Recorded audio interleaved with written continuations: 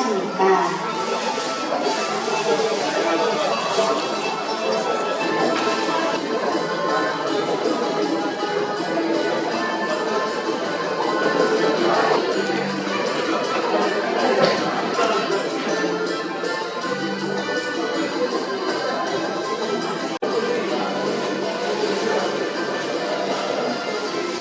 반갑습니다. 저는 사회에 맡은 산업법인 공동평화통일 국민연대 연천군 지회 사무국장 최연우입니다.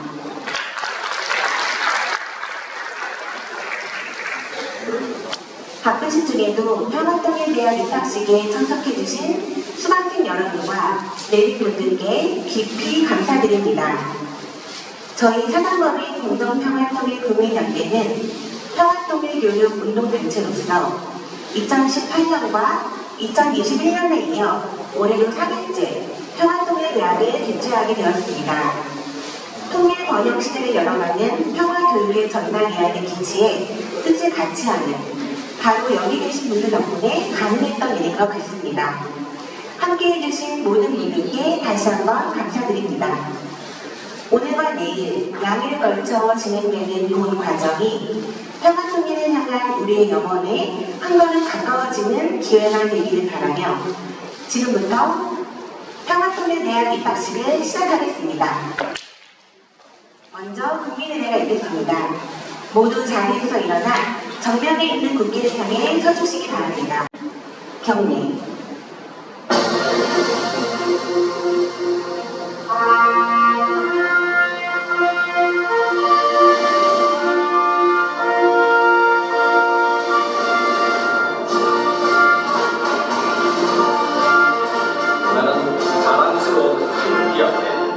자유롭고 정의로운 대한민국의 무궁한 영광을 위하여 충성을 다할 것을 굳게 다짐합니다.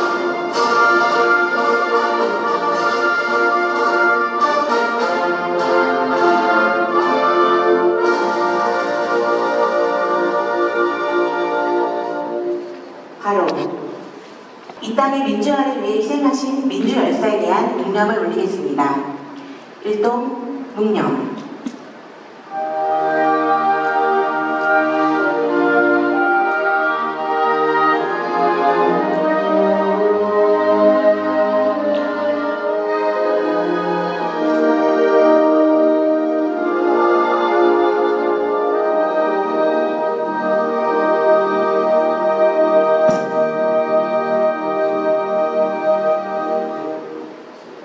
바로 모두 자리에 앉아주시기 바랍니다. 다음은 이미숙 평화통일대학 초대 원로회장님의 경과 보고가 있겠습니다. 힘찬 박수로 맞아주시기 바랍니다. 안녕하십니까. 평화통일대학 원로회장 이미숙입니다.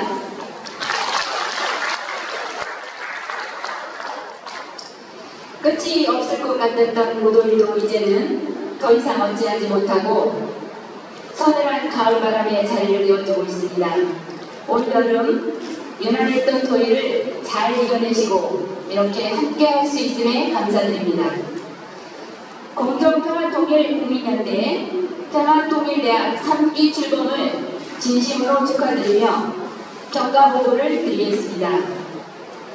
제1기 평화통일대학이 2018년 7월 14일, 15일 양일간에 강원도 고성에서 성황리에 개최되었습니다. 입학생은 140명이었습니다. 제2기 평화통일대학은 2021년 10월 30일 경기도 포천시 한탄강 지질공원센터에서 100여 명의 입학생을 모시고 성황리에 실시되었습니다. 3년여의 시간이 흐른 뒤 제3기 평화통일대학을 이곳 연천에서 실시하게 되어 대단히 기쁘고 감회가 새롭습니다. 오늘 함께하신 여러분께서도 많은 논의와 소통으로 통일을 위한 새로운 길을 여는 제3기 원로회가 되기를 진심으로 바라겠습니다. 이상으로 평화통일대학 종가보고를 마치겠습니다. 감사합니다. 안녕하십니까. 이사장 김재희입니다.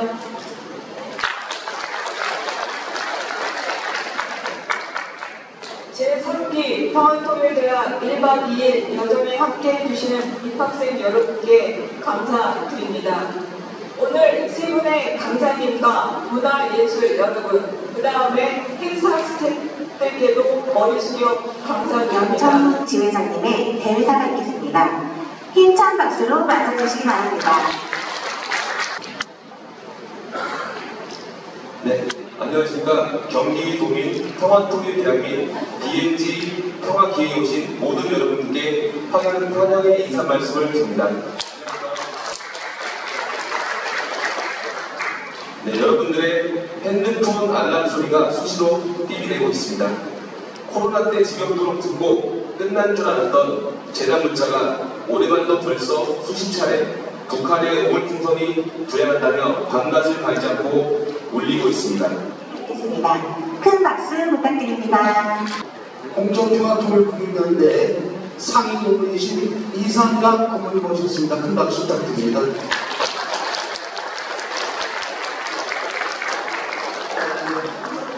민주주의를 몸소 실천하다가 전대협 활동을 하다 뒤에 많은 힘을 이루신 우리 존경하는 정용자 여사님 모셨습니다. 큰 박수 부탁드립니다. 저희 지도위원이시고 경기도의원이신 문승호 지도위원님 어머니신 효영 여사님 모셨습니다. 큰 박수 부탁드립니다. 오늘 행사를 주최하시는 최영효 연천제장님 모셨습니다. 최영효 회장이시고 정말 말씀도 예쁘게 잘하시고 너무너무 많으신 우리 이미숙 포천시 지회장님 오셨습니다. 전 포천시 지회장님이시고 현재는 공평연대 감사님으로 계신 조용춘 감사님 자리하셨습니다. 또 공평연대 이희준 감사님 불편하시는 자리하셨습니다. 설립 이사입니다. 임철수 이사님 모셨습니다. 이사님 오셨습니다. 차량 중원부 지회장 김영복 이사님 오셨습니다. 저희가 사무실은 오픈하지 않았지만 지금 서울시 지부를 준비하고 있습니다. 이재인 서울시 준비위원장님 오셨습니다. 그래서 현대제철에서 근무하시면서 저희 설립이사였습니다. 배상수 이사님 오셨습니다. 하늘과 실천 움직이는 박성우 충남도지부장님 오셨습니다. 연천지의 공신이시고 전 연천군의 부의장님을 역임하신 서희정 이사님 오셨습니다. 가장 길게 그리고 끝끝내 이렇게 도와주셔서 이런 큰 행사를 만들어주신 우리 오명춘 전 지회장님 모셨습니다.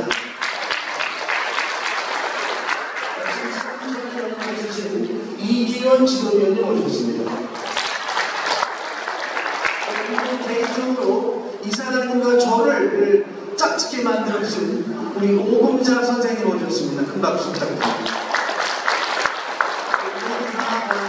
드려야 되지만 오늘 시간이 많습니다.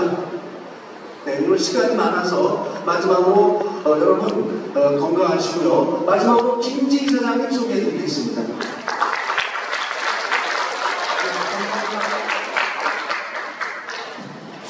공정평화통일국민연대 이상락 상임 고문님의 축사가 있겠습니다.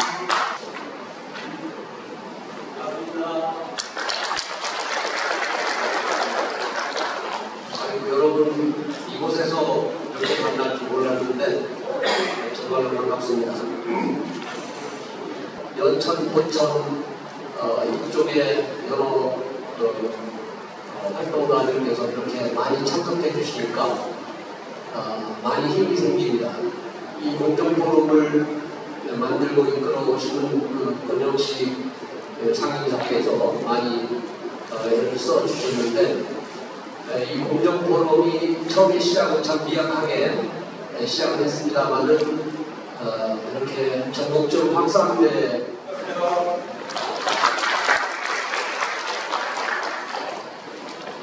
네, 저는 공정투어 활동일 중요한데 현재 감사를 하고 있고요. 활동일로 가는 그런 기쁜 자리를 만들어 주시는 분을 드리면서 우리 여러분들의 건강과 그냥 가득하게 부담드리면서 간단히 이제 말씀을 드리겠습니다. 대단히 고맙습니다.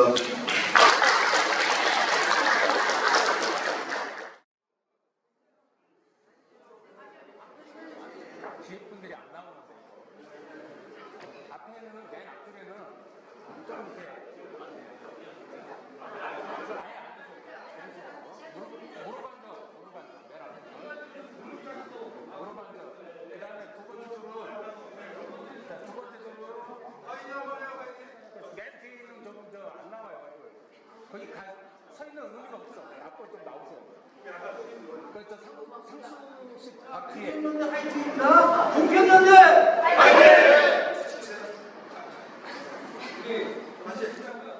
잠깐만.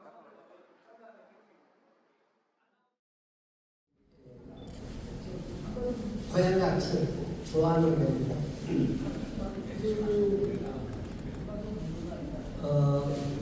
저는 빈민운동, 빈민들과 더불어 꼴찌 공동체를 만들자라고 하는 삶을 살다가 이게 안 되는 거예요.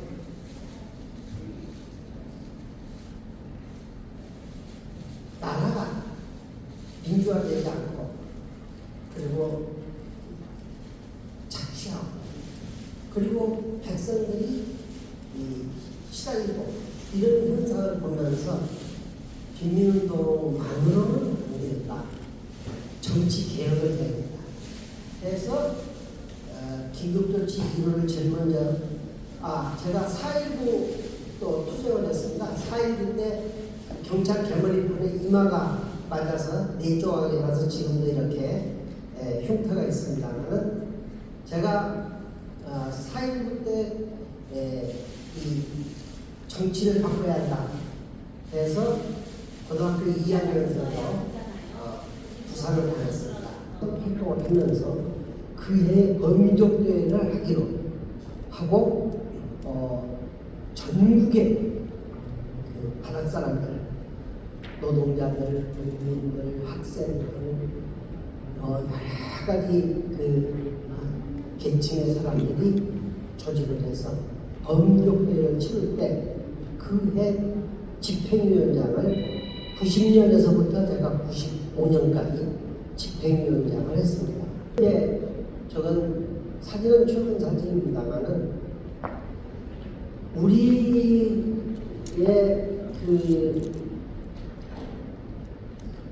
우리 민족의 운명이라고 하는 것은 우리가 마음대로 할 수 있는 운명이 아니었습니다. 저를 지원하고 또 토론해서 제가 출소한 후에 만나서 같이 많은 대화를 하고 그리고 그분하고 독일의 자매결연을 이루어서 오고 가고 했습니다. 근데 그분이 한 얘기가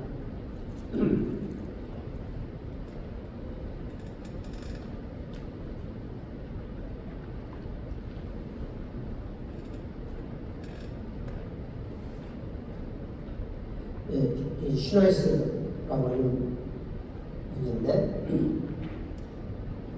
나는 한국이 부럽다. 왜 그러냐? 독일은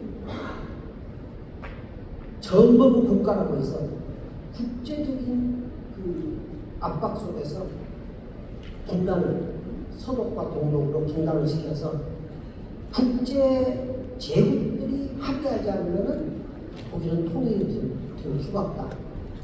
죽을 때까지 잡아서 처벌한다 라고 하는 것이 뉘른베르크의 재판이었습니다. 근데 똑같은 재판을 도쿄에서 할 때는 미국이 이 천왕동 재판에 회부한 자 기소하지 않고 그리고 몇 사람 상징적인 인물만 처벌을 하고 그리고로서는 전부 풀어줬습니다.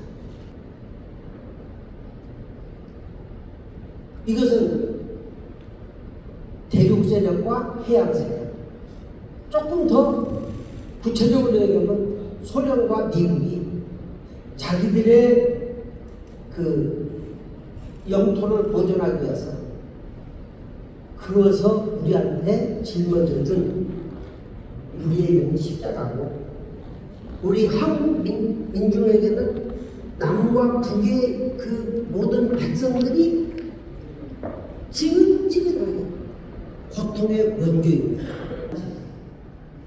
우리는 70년 이상 살았습니다. 세계 역사에서 이런 얘기가 나죠. 진짜 비참한 일입니다. 그래서 우리가 이제는 여기서 벗어나자, 이것을 극복하자 라고 80년대는 선민주 후 통일, 민주화 먼저 하고 통일하자 하다가 안 된다. 통일하고 통일해야 민주화가 된다. 해서 선통일, 후민주 이런 논리를 가지고 싸우면서 운동을 했습니다. 불행하고도 우리 남쪽 권력자들은 당연히 미국이라고 하는 큰 그늘에서 벗어나지 못하고 지내왔고 그리고 미국 눈치를 너무 많이 보고 살았습니다. 그래서 이제 저희들이 90년에 제가 대학에서 강의하는 통일운동할 때 저렇게 뜨거웠습니다. 많은 사람들, 많은 학생들 모여서 통일을 지금 해야 한다라고 부르셨죠.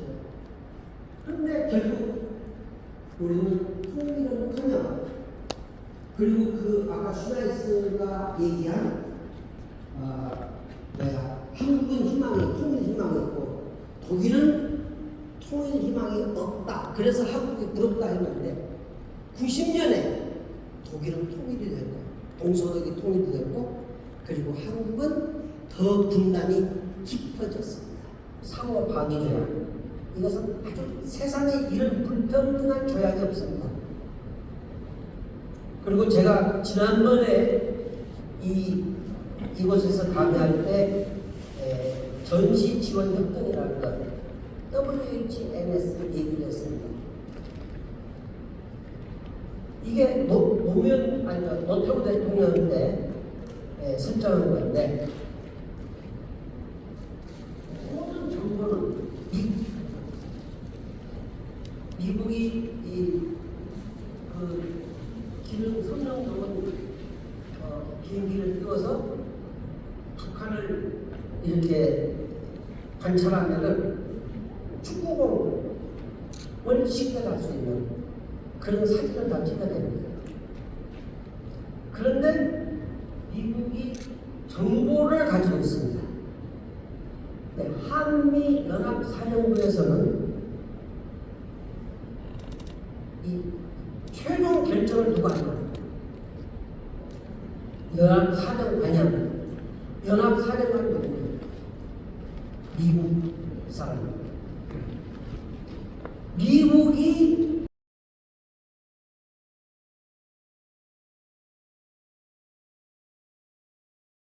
너무 열연을 해주셨는데 혹시 질의응답 시간 20분 정도만 마련하겠습니다. 질문하시는 분 계시면 거수해 주시기 바랍니다.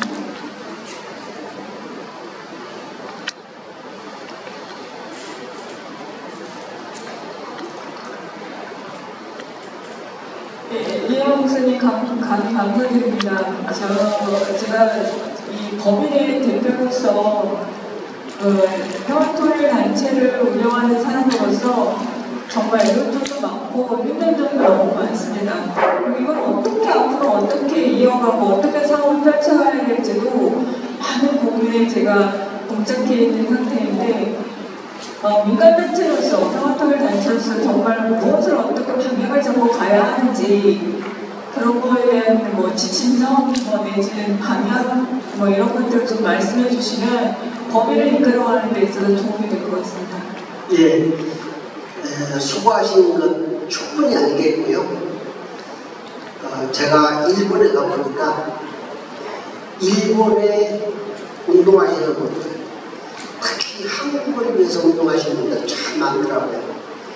한국의 남한자들을 위해서, 또 원폭 피해자들을 위해서, 또 강제 노동자들을 위해서, 야수꾼을 위해서 아주 헌신적으로 일본의 운동 방식은 시대물이를 못해요. 자기 직장을 다니면서 풍경과 시간을 모아서 꾸준하게 수십 년간 똑같은 운동을 하고 있어요. 근데 우리는 한국 운동은 파티가 갔다가 확 들어왔다가 확 지나가고 꺼져버리는. 그런데 지금 질문하신 답변은 제가 안 드리고요. 못 드리고 요 다음 강사님이 그 질문을 답변을 안고 기다리고 계시니까 들으셨으면 좋겠다 그런 생각입니다. 예. 또 다른 분 없으신가요? 너무 강의를 잘해주셔서 자, 우리 통합통일운동의 그야말로 선구자이시고 모든 인생을 조금 통일에 헌신하고 계시는 존경하는 이해학 우리 목사님께 정대 박수.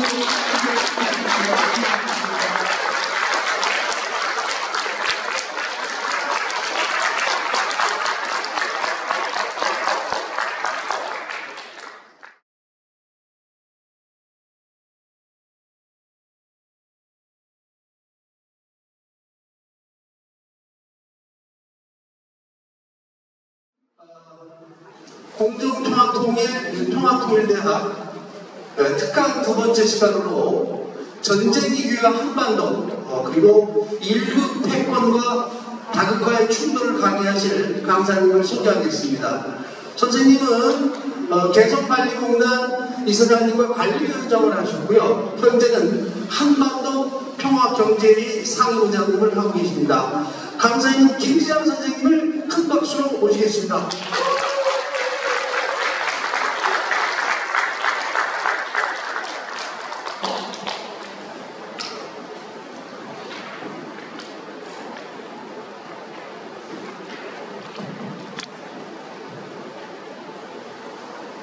네, 인사드리겠습니다. 김용인 시장입니다.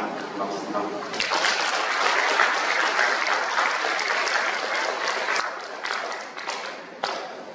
식사를 같이 마셨습니다. 무엇보다도 한 분 한 분 소중한 분들을 뵙게 해주셔서 진심으로 반갑습니다. 저는 소공원을 진행하고 왔습니다. 다음 날씨가 진짜 좋죠. 제동에서 서울 올라와가지고 자연보에 가서 인사하고 정중한 근처가지고 오는 길이 진짜 밤에서 너무 좋다고 생각이 좋은 거 같은 스타일인데 남이 진짜 공부를 한 시간 반 정도 영화에 대한 이야기를 좀 나누는 겁니다.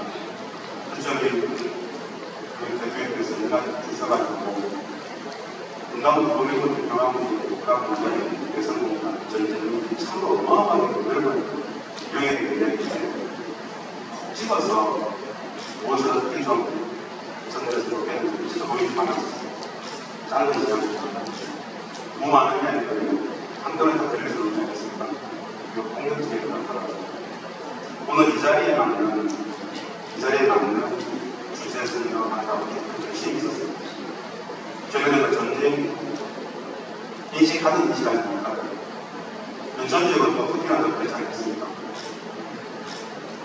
1961년 10월 30일 오전 11시 33분 북극해 노바야 제물야 제도 상공 4km 상공에서 폭탄이 하나 터집니다.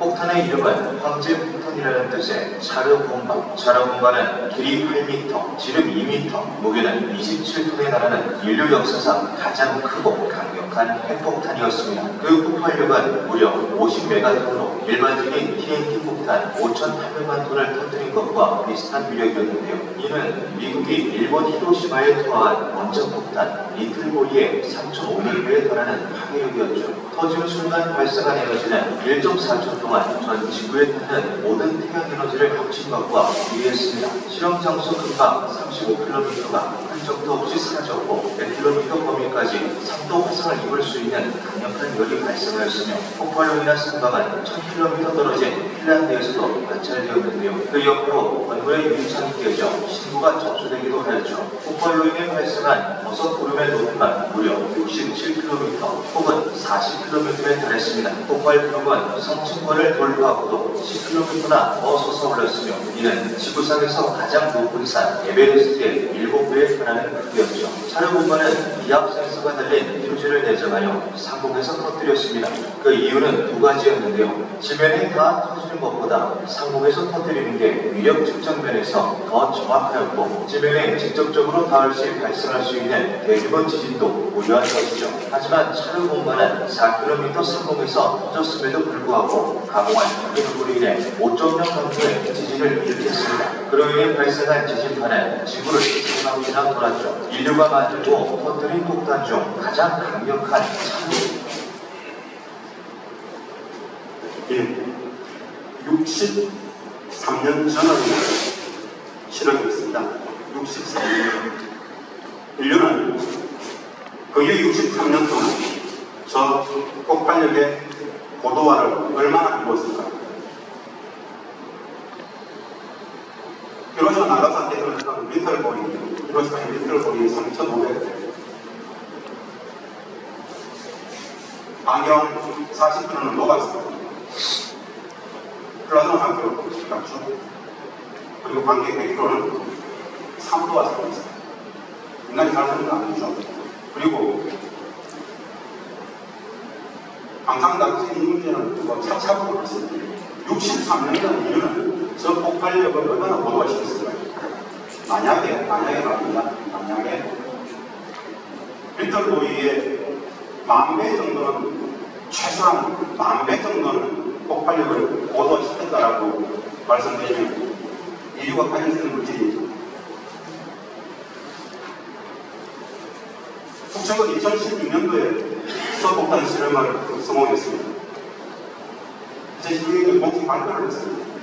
전 세계에서 핵이 아니라 수소폭탄 실험을 성공한 나라는 미국, 러시아, 북세나다. 외국 간단치 않습니다. 그런데 우리는 전쟁이라는 이야기를 늘 입에 담고 있습니다. 제가 근무했던 개성공단 2천만 병을 북측에 내놓고 그 2천만 병 하려다 남측에 기록 결과가 있죠. 저의 협상하러 올라갔을 때 그 2천만 병 안에는 북측의 2군단 산하에 6사단, 60사 기갑사단, 65병입니다. 6만의 명령과 군사 무기체계가 빽빽했던 군사들이었습니다. 그 군대를 6만의 병력을 청원산 후방 북쪽으로 약 10에서 15km를 물리고 배성에서 남부 병력을 왜 내 개인이 아니라 5천만 원문체 전체 주권이기 때문에 그렇습니다.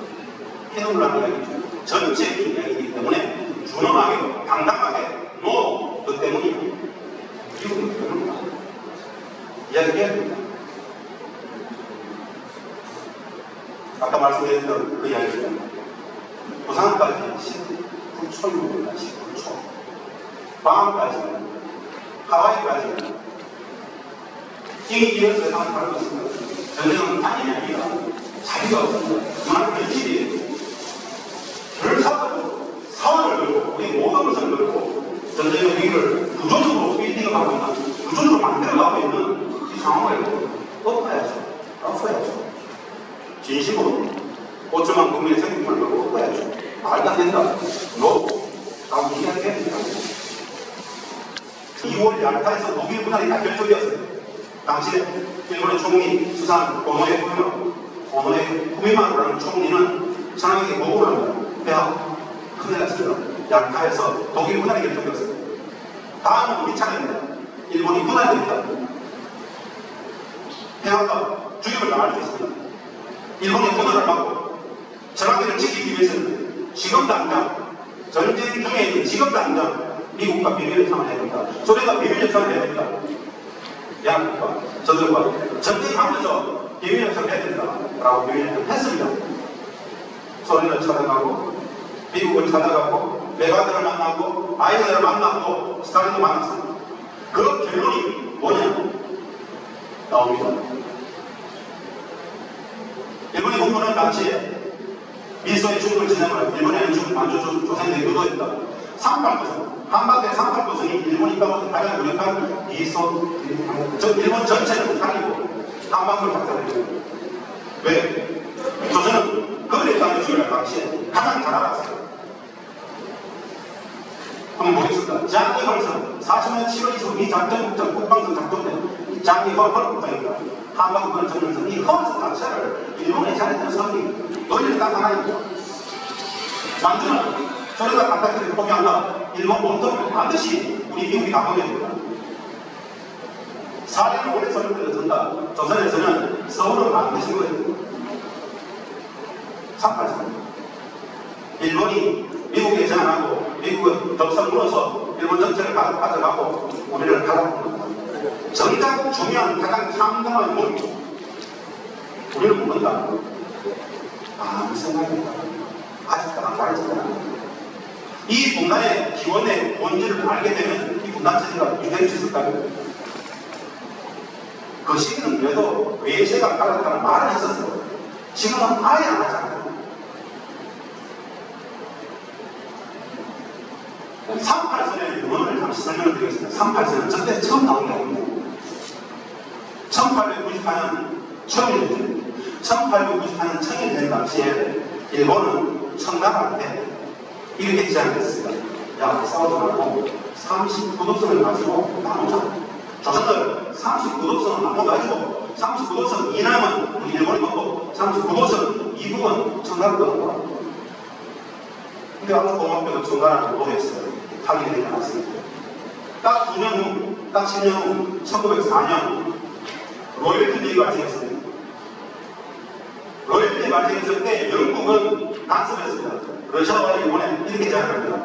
너도 싸우지 말고 조선의 38도선을 그어서 38선 미국은 러시아, 38선 이남은 일본이 그냥 탈사하고 싸우지 말고. 근데 우리는 이걸 못 배웠을까요? 로열티는 배웠으면서 왜 이걸 못 배웠을까요? 그리고 영국은 일본과 비밀 협상을 했습니다. 영국은 조선에 대한 일본의 식민 지배를 용인한다. 대신에 인도에 대한 영국의 독점적 식민 지배를 일본은 용인한다. 비밀 협상을 했습니다. 딱 1년 후에 팍스 패트입니다. 일본의 팍스라 수상과 미국의 육군대장, 태국 육군대장. 이 태국전은 이후에 미국이 대통령이 됩니다.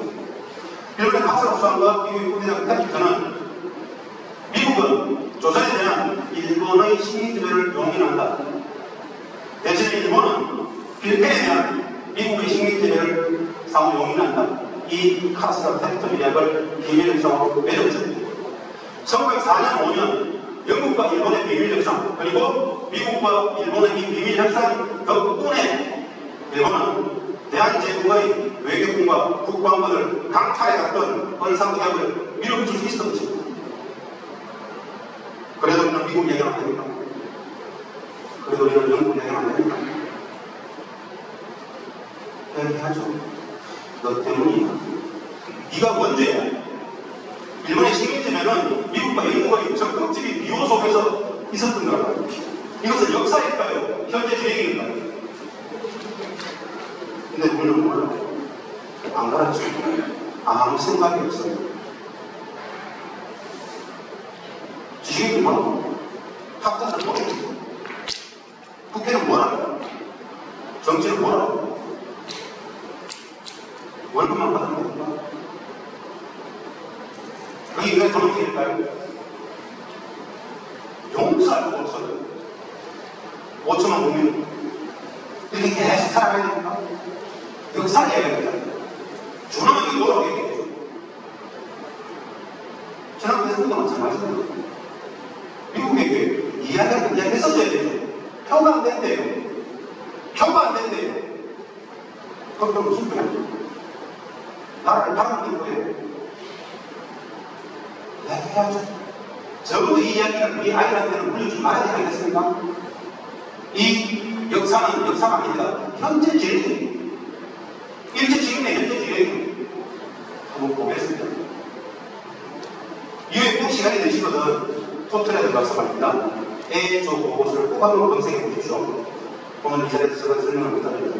반드시 네이버든 다음에는 A조 그것을 영상 어떻게 죽임을 당했는지 진짜 일본 악인들이 왜 있는지 일본의 외교관, 일본의 정치인들, 일본의 기자들, 일본의 국민들 그리고 일부 낙인들 이 조직적으로 입에 남을 수가 없어요. 알아야 됩니다. 무지가 악입니다.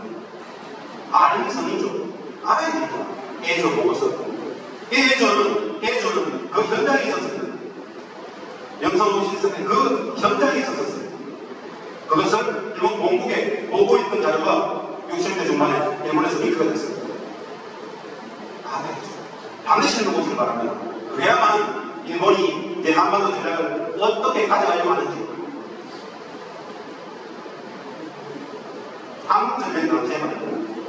한국전쟁 당시에 일본은 메가드에게 이런 제안을 했습니다. 이런 제안. 미국에게 일본이 공식 요구했던 이야기입니다. 한국전쟁에 일본이 참전하는 데 있다고, 일본이 한국전쟁에 참전하는 데 있다고 전쟁 후에 미국은 저 멀리 있는데 굳이 여기까지 다시 한반도를 일본이 식민 공작시도록 도와달라. 전쟁 이후에 한반도를 다시 일본이 식민 공작시도록 도와달라라고 일본은 미국에게 제안을 했었습니다. 무엇이 통탄한 것입니다. 모른다. 대한민국은 국민들은 본다.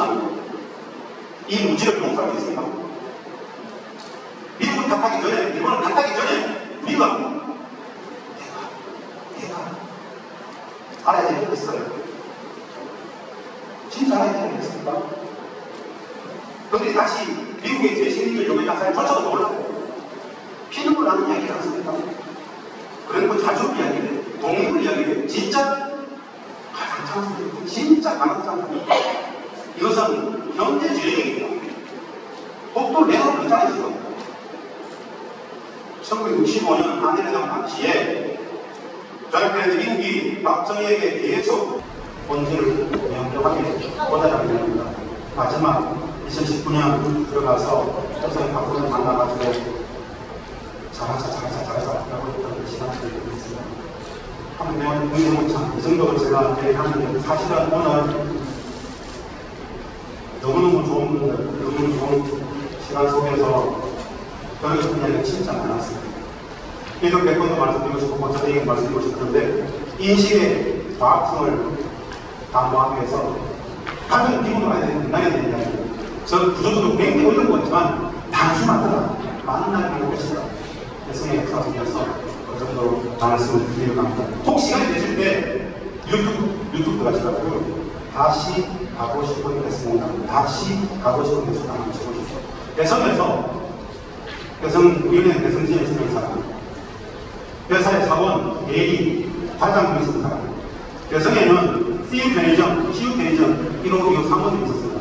그 CU 편의점의 정장, 그리고 초코파이, 라면, 이런 거 여성에서 팔았던 영업소, 여성 사장님, 이분들이 왜 여성을 그토록 가고 싶어 하는지, 돈 이야기 하는 사람 아무도 하는 것이고, 이 많은 사람들이 왜 그토록 나는 여성을 가고 싶어 하는지, 저희들이 하는 이야기가 있어요. 공통도 먼저 와서 이 사람들이 가고 싶어 하는 게 딱 하나. 저는 100% 공감하는 딱 하나입니다. 그 사람들을 만나고 싶어요. 내가 같이 걔를 만나고 싶어요. 그 사람을 잊을 수가 없다. 우리는 모두 진짜 배색에 쓰면서 정신이 한 것이었을까요? 아니면 우리가 진짜 모르는 뭔가 남북관계, 민족의 동포로서 하려는 무엇이 있었을까요? 이건 정말 이런 강의 한번 감정병을 위해서 유튜브에서 다시 가고 싶습니다. 그들이 왜 가고 싶은지, 왜 눈물을 흘리는지 한번 꼭 봐주시기를 바랍니다. 고맙습니다. 감사합니다.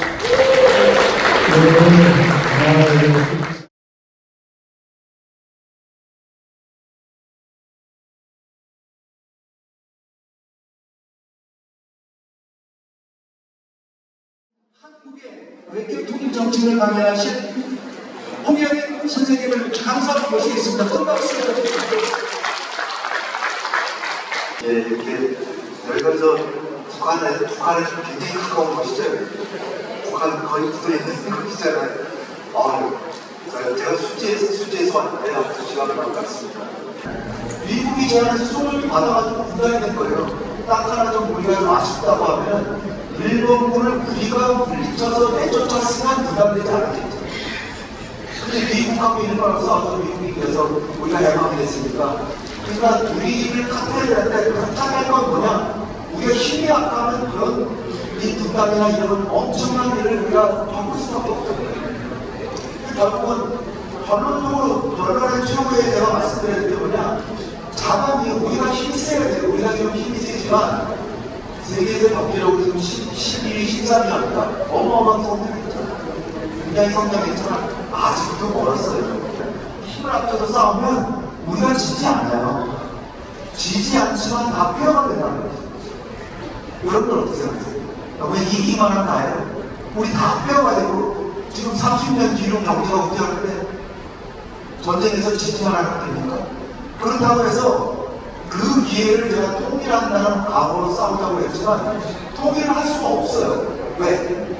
북한이 해로하고 만약에 우리가 한미연합군이 힘을 합쳐가지고 휴전선 넘어서 북쪽으로 넘어가면 김정은이는 틀림없이 그때까지는 했을 가능성이 크지 않지만 우리가 휴전선을 넘어간다 그러면 너네 휴전선 넘어오면 서울에다 핵무기를 쏠 수밖에 없다는 그래도 갈 거예요.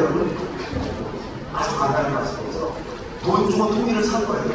돈 주고 만날 때마다 소련이 당시에 올가지고 굉장히 어려운 시기였어요. 그래가지고 꼴쪽이가 만나니까 야 10억불 내가 빌려줄게. 너 경제 개혁하는 게 힘들지. 10억불 골반적으로는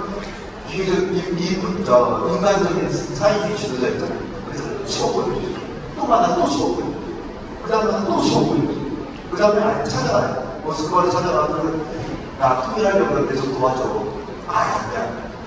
그럼 말을 다 못했으니까 그 키예프 지금 우크라이나 수도 당시에는 소련이죠. 키예프에 같이 비행기 타고 같이 가요. 그래서 키예프에서 밤에 저녁 먹으면서 야 내가 이번에 30억 달러 이렇게 해줬으니까 저 서방 국가들이 너네 소련군이 동독에 37만 명인데 나토에 가입하지 않으면 통일을 반대하잖아. 그러니까 나 지금 통일 좀 해줄게. 난 소리 좀 들어줘. 그걸 가지고 오케이 한 거예요. 그로부터 딱 그게 9월달이니까 10월달이니까 2달만 만에 통일하고 통일하는 방식은 뭔지 아세요? 동독 지역에 민주선거를 가지고 국회를 구성했어요. 거기 의원대 갑자기 동독 지역에 민주선거를 했더니 당선된 사람들이 대다수가 통일을 바라는 사람들에서 동독의 의회에서 민주적으로 당선된 의회에서 당시 공산당이 있었는데 민주주의 진영이 더 많이 당선됐습니다. 우리는 아무 조건 없이 서독 영광에 편입된다 라고 결의를 했습니다. 그러니까 동독에서도 의회가 있어요. 분데스탕크에서 우리는 서독 영광이 우리 동독에 편입하는 것을 흔쾌히 받아들인다. 그러니까 주변국들이 내신 전부 통일하는 걸 반대했지만 어쩔 수가 없었던 겁니다. 너무나도 반대를 하고 싶었지만 어쩔 수가 없었던 겁니다. 아까 제가 말씀드렸는데 영국의 마가렛 대처 총리 있잖아요. 마가렛 대처 총리가 이게 우스갯소리지만 뼈가 있는 겁니다. 나는 마가렛 대처가 됩니다. 나는 독일을 너무너무 사랑한다. 영국이 어떻게 독일을 사랑하겠어요? 2000년 사랑하지 않는데 양의적으로 얘기해요. 나는 독일을 너무 사랑한다. 그래서 하나의 독일보다는 두 개의 독일을 더 사랑한다. 통일하지 말라는 거죠. 이게 정치인들의 계획이에요. 그게 정치인들. 근데 그게 유럽인들의 마음속에 깊숙이 뿌리 박혀 있는 독일에 대한 집착인데 통일을 가서 이게 어떻게 했냐? 1960년대 말에 브란트 총리가 동방정책이라 해서 소련을 찾아가서 화해하고 바르샤바, 폴란드에 가지고 유태인 묘지에 가지고 무릎 꿇고 유태인들한테 사죄하고 동서독 간의 정상회담을 세 번 하고 동서독 간의 기본 조약을 맺고 귀중까지 해서 소독의 법으로 만들고 그 다음에 유엔의 동시가에 돼가지고 국제사회에서 각각 다른 나라로 진행을 한 거예요. 그래가지고 했는데 다른 나라지만 궁극적으로 통일을 제압했다. 그 때 유호인 통일장관이 KIA에 연구실에 가지고 요런 결과가 들었습니다. 그러니까 지금 제일 필요한 게 뭐예요? 나무만에 요리협력을 하고 공단을 빨리 만들어서 북한 사람들 일을 시켜야 되는 거예요. 통일력을 주려면. 그리고 11년에 철도 정비하고 가스관도 가져오고 가스관이나 11년에 가스관 같은 경우에 가스관 연결하면 우리는 에너지 안보가 생기고 1년에 3억 달러 정도 돈이 생기는데 북한은 통화력으로 2억 달러를 벌어요. 그러니까 우리 모시정부에서 어떻게 생각하냐? 야, 우리가 3억 달러를 벌어도 북한이 2억 달러 벌어도 싫으니까 하지 말자. 왜 안 하는 거예요? 이게 지금 합리적입니다. 그러니까 여러분들 잘 생각해서 합리적으로 하지 않으면 통일이 되더라도 축복이 아니라 여기까지 말씀드리고 제 말씀을 드리도록 하겠습니다.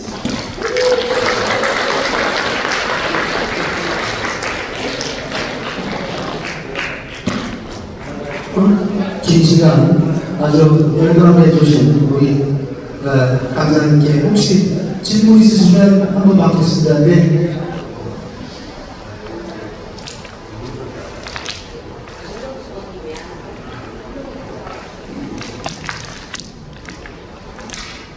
네, 교수님 반갑습니다. 서울시 회원 이재입니다.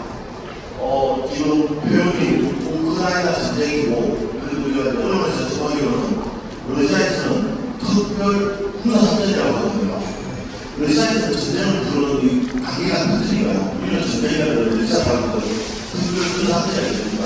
표현하면서 표현이 다른지 그렇게 궁금했습니다.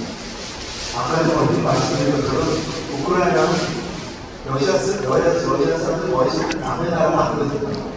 근데 지방에서 반란이 일어난다 뭐 이렇게 생각하고 지나간다고 이런 식으로 한 거고요. 러시아 사람들은 지금 만약에 그래서 모스크바를 가보시다 그러면 여기가 전쟁하고 있는 나라가 잘 모른다고 합니다. 네, 물자가 러시아가 엄청난 지대를 받지만 중국이나 인도, 튀르키예, 중앙아시아 쪽에서 모든 물자가 다 들어오고 있고요. 네, 물가는 조금 오른 건 사실이지만 여기 옆에서 나오시고 나오는데 우크라이나 전쟁으로 인해가지고 피해가 이걸 왜 주었지? 다시 해줬습니다.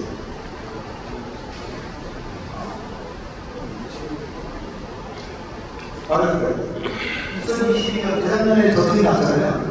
재작년에 러시아의 국내 총생의 GDP가 몇 프로 들었냐? 2.1% 들었어요. 전쟁을 하면 2.1% 들었어요. 피해가 지금 거의 없어서 2.1%. 우크라이나는 GDP가 30.4% 감소, 0.20% 빼고 인구의 16%가 러시아 피해가 들어가고요. 그리고 더 놀라운 건 작년에 러시아는 GDP가 2.8% 상승했습니다.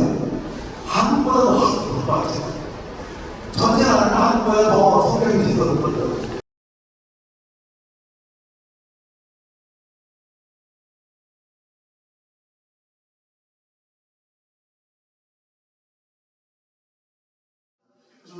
장례 정리를 어떻게 하냐면요. 지금 5개 팀으로 이렇게 합쳐서 좀 진행을 바랍니다. 그래서 우선 팀장님들 말씀해 드릴게요. 공정평화통일국민연대를 5개 팀으로 해서 공정부림토의 팀장에는 오국자 선생님이 담당해 주시고요. 평화팀에는 서희정 이사님 담당해 주시고요.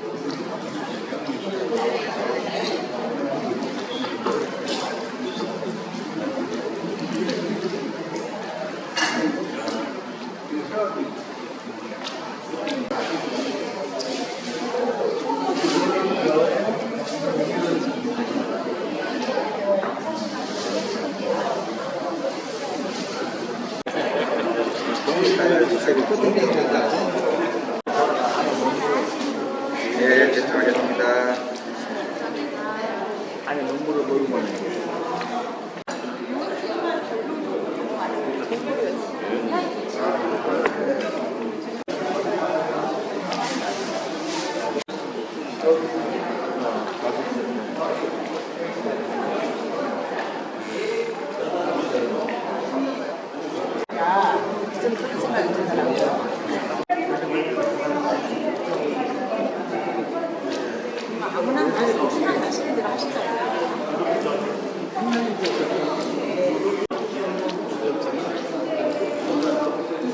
전기도 없고 물도 없고 우리는 뭐 전기만 끌어보면 다 굶어주고 다 얼어 죽지. 말 그대로 이제 우리나라는 뭐 산업 기반 시설이 안에 있는 상태이기 때문에 문화 혜택 받은 사람들은 그런 분들의 의견을 좀 취합해 보도록 하겠습니다. 그래서 우리가 저기 처음으로 이제 우리 저 연천구지회 초대 지회장님 하셨던 오명천 이사님부터 해서 그 평화통일은 어떤 노력이 필요하게 대해서 한 말씀씩 해주시면 우리 용산 지회장이신 그 김유라 이사님께서 메모를 좀 해주시겠습니다. 아, 네. 이렇게 하시죠. 평화통일은 어떤 노력이 필요한가에 대해서. 아까 김진양 교수님 하고 나서 질문하신 부분 중에 옛날에 개성문가를 열었다가 닫아버렸잖아요. 그런 했었는데 제가 옛날부터 이제 비슷한 부분을 하고 있었어요. 굉장히 절친이고 그 사람 노산 아버지가 어디 가수 아버지가 모든 건 나오고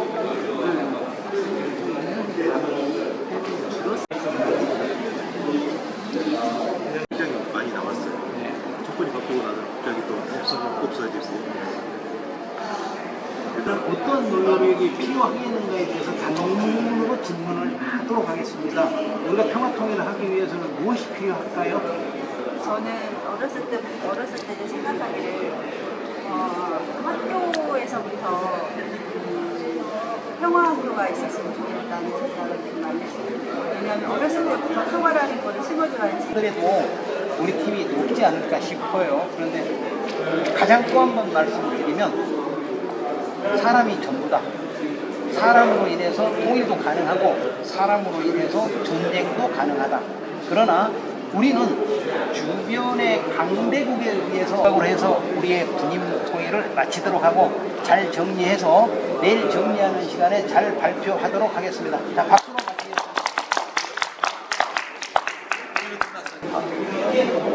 아까도 말씀드렸지만 이 진보 기능은 지금 사실 대한민국이 원래 대립국가였는데 다음 대한민국 대통령은 평양을 먼저 가셔야 된다.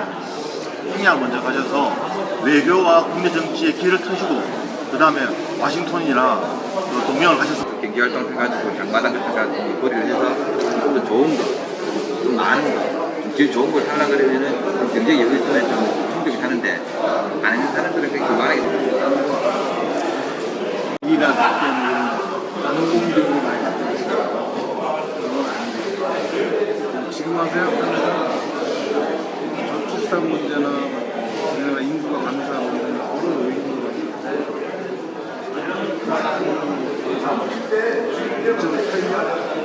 소득하고 사람들이 엄청 없어요. 그래서 뭐 같이 저기 하는 데는 똑같은 비싼 부인 같은 사람들이 순하고. 야, 그렇게 늙은이들이 지금까지 이게 교반 늙은이들. 아니, 내가 안 놀리잖아요. 놀리는 항상 제가 놀리죠. 60년대에 태어났으니까 정리투리가 왜 안 하고 뻗고 있어? 아, 이제 배웠어요. 이제 그만하고 공관하고 민간하고 이게 똑같다. 우리 진보는 같은 편이니까 피해가고 보수는 다른 편이니까 그 사람들만 국격을 맡겼느냐는 겁니다. 제 얘기는. 그래 아까번에 내가 말씀드렸다시피 그렇게 맞아요. 6.25 전쟁 10%가 보수입니다.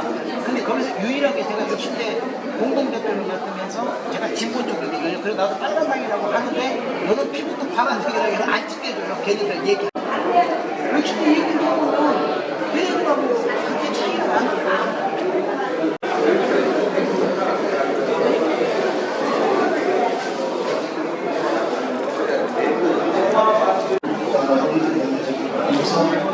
아침에 나가는데 대통령을 가기 전에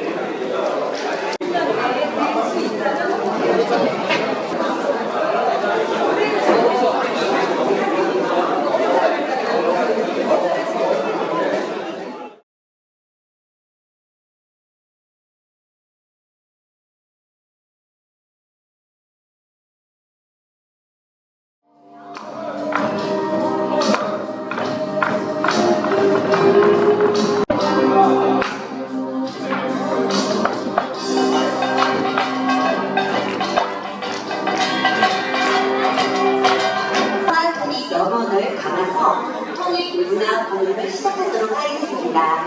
인진과 풍패 소개를 먼저 시작하도록 하겠습니다. 인폭배는 인진과 유역을 삶의 터전으로 살아가는 주민들이 모여 전통이 둘의 정신을 기반으로 소통하고 정을 나누고 있습니다. 그리고 여기 이 자리에 함께하는 모든 사람들이 이 재앙을 물러가고 만복이 오기를 기원하는 마음으로 공연을 합니다.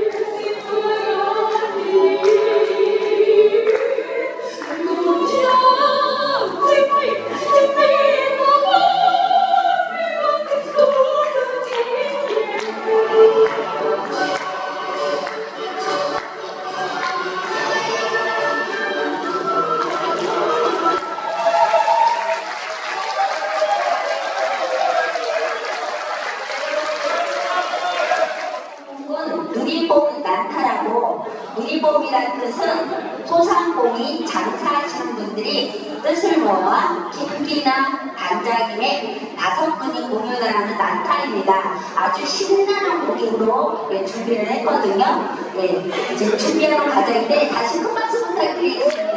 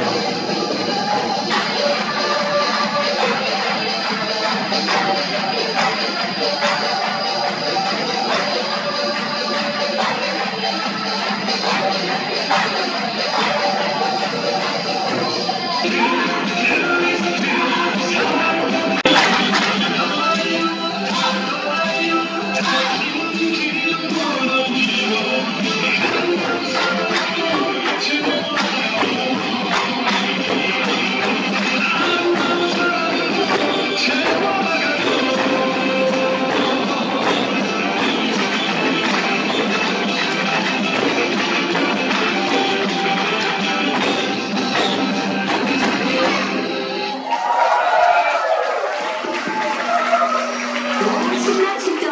네, 다시 한번 리본 난타에 큰 박수 부탁드리겠습니다. 네. 자, 앵콜이 왜 안 나오죠? 앵콜이 나와야지. 지금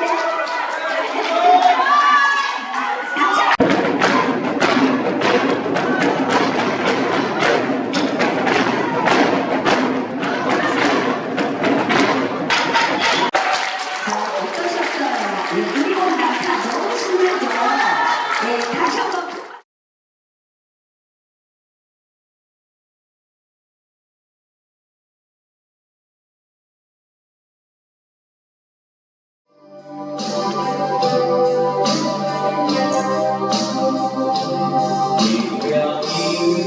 너무 길다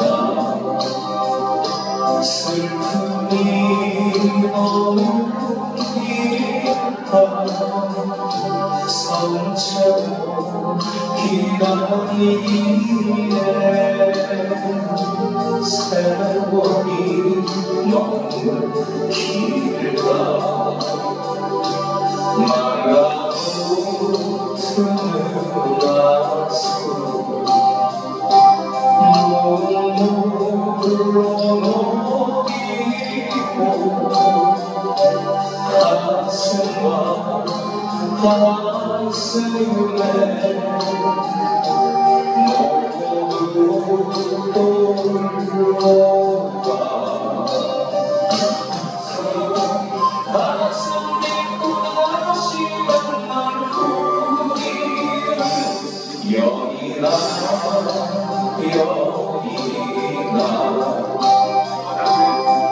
이별은 끝나야 한다 슬픔은 끝나야 한다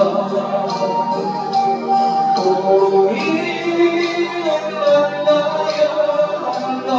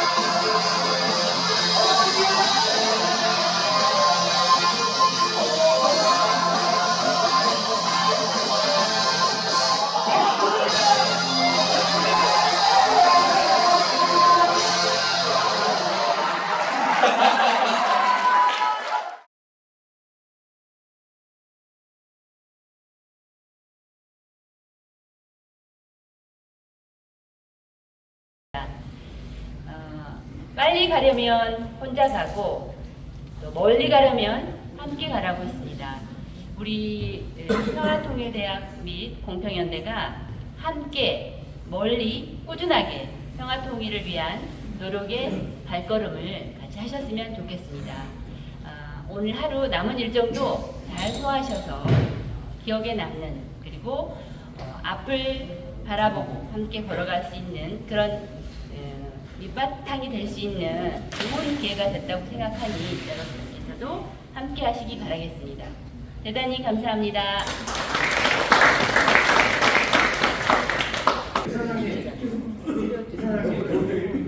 옆으로 여기.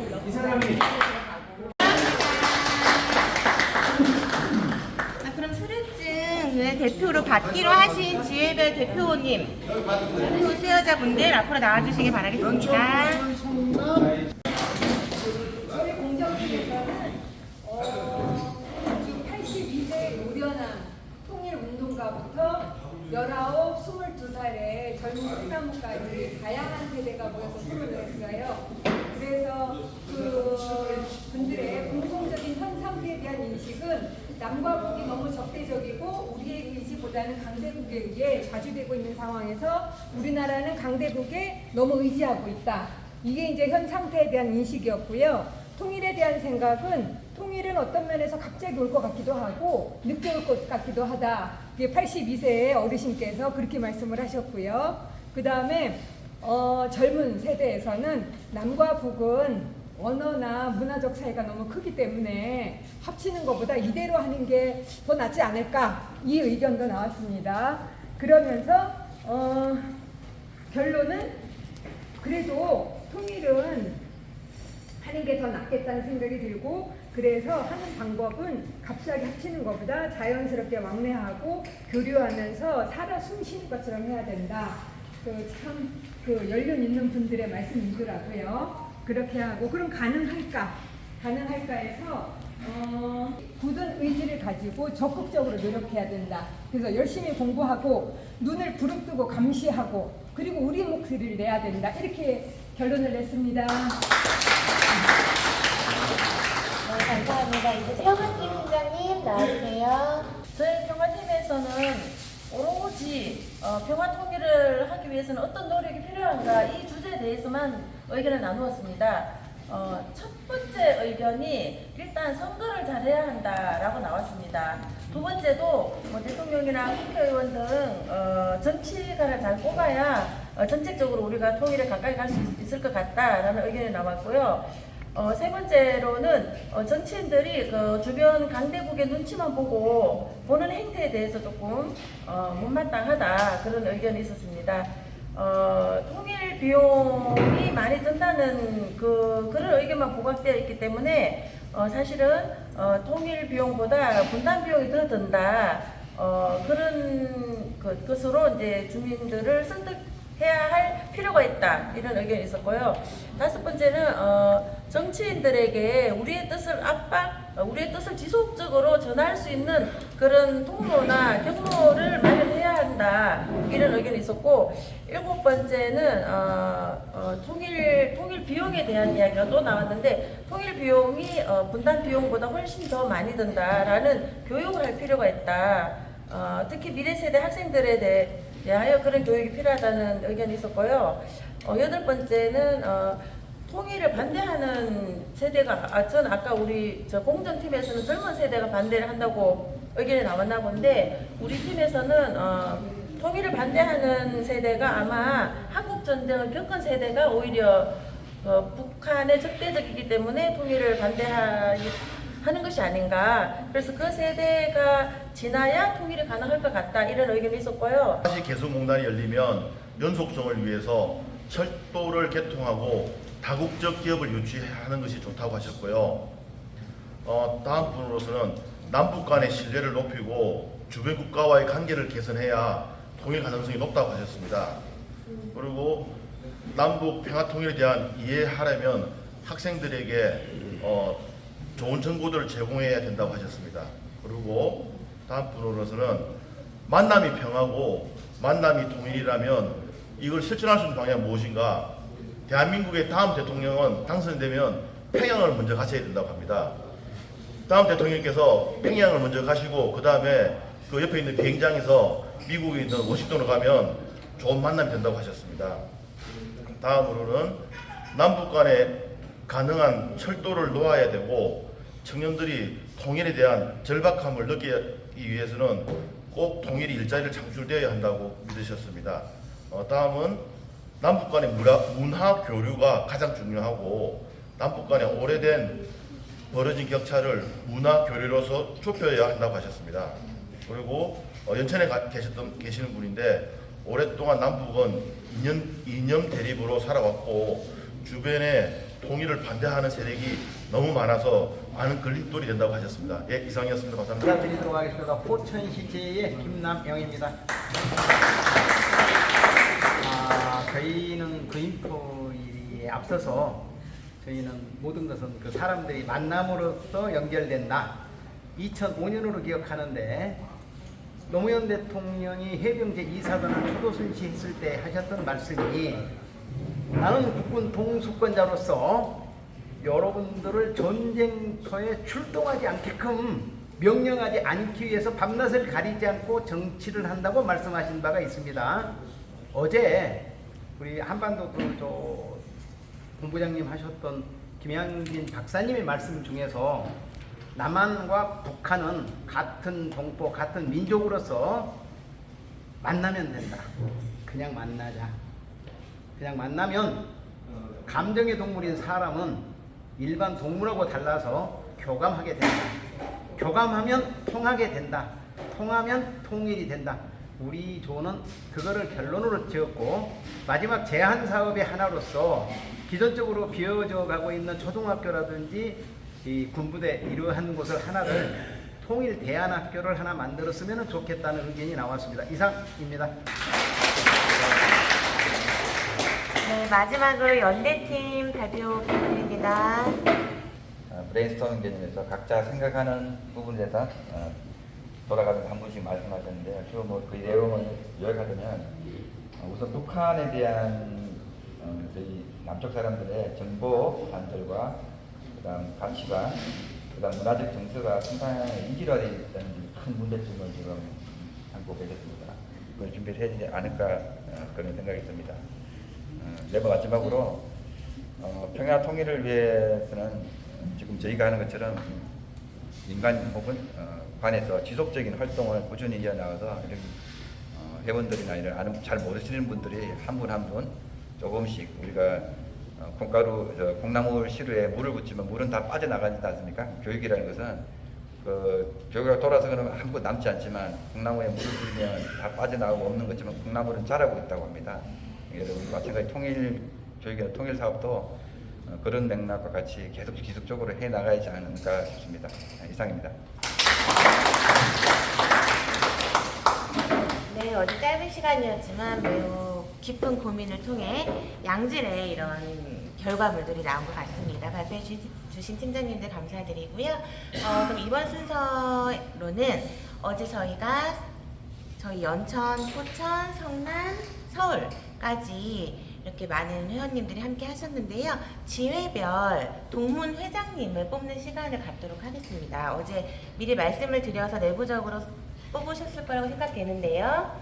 네, 선출되신 동문 회장님들, 지회별 동문 회장님들 앞으로 나와주시면 감사하겠습니다.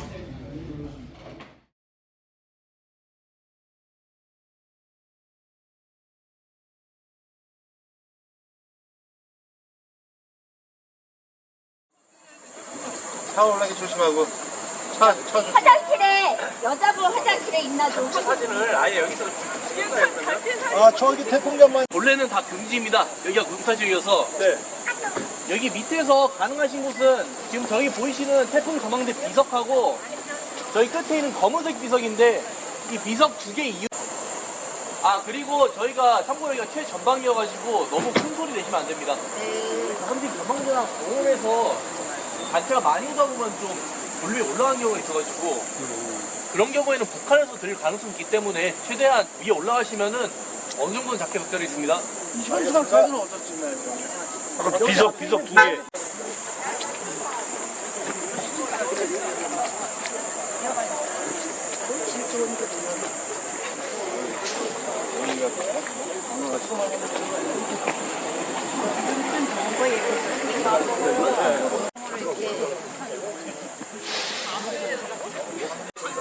여기는 사진 찍어도 된대요? 요거요. 여기서 찍어도 되잖아.